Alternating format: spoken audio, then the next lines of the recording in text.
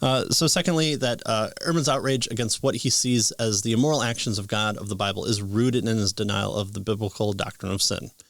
Kind of no surprise there, right? So he denies the biblical doctrine of sin. Right.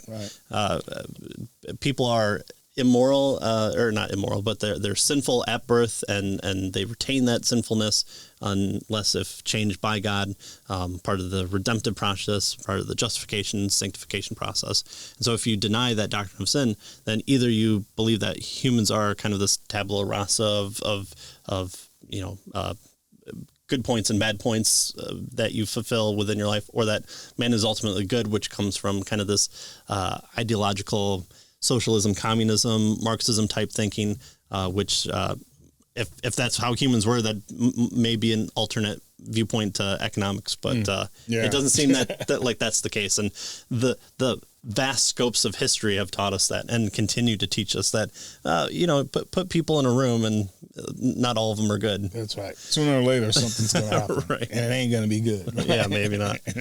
And so Erhman underestimates the majesty of God, and despite the list of evils in the world, he also unduly minimizes the sheer evil of humanity's rebellion against God. Yeah. And that's part of the Christian message, is there's this kind of horizontal, vertical. Right.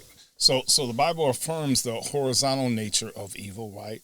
People against people, and how do we treat people and that sort of thing. But claims that the root of evil is vertical, right? That is, evil acts are in the final analysis is rebellion against God. Mm-hmm. That's what it is. According to the Bible, ultimately all horizontal offenses are vertical offenses against God. Right?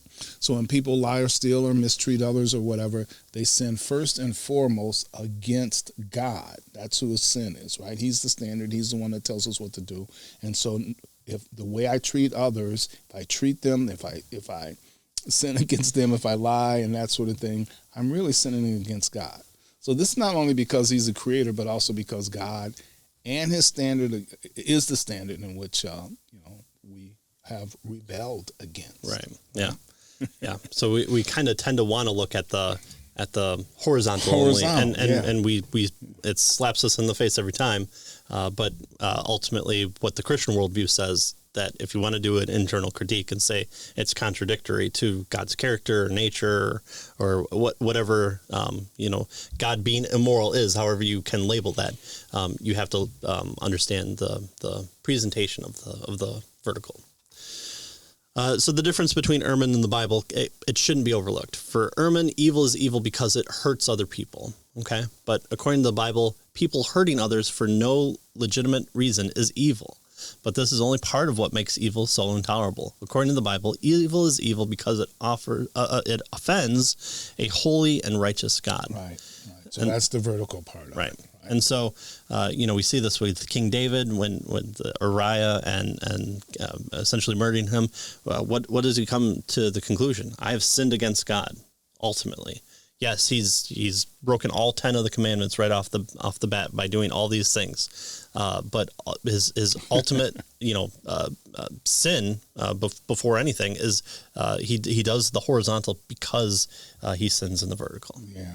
So the Bible sees things in view of the cosmic rebellion and insists that God graciously gives good things to the world despite our evil, right? So we're evil, we're rebellion against God, we hate God, we hold up our fists at God, we want to do our own thing.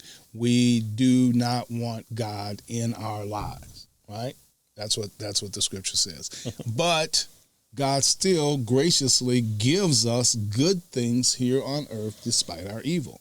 So from this perspective, it would be more appropriate to speak of not the problem of evil, but the problem of good. Right? Yeah. In view of all of our individual and corporate evil, how is it that God in his love gives us so many of the good things that we enjoy in this world? Yeah. That's really the problem, right? The problem of good, right? Romans 9, for God loved Jacob and hated Esau.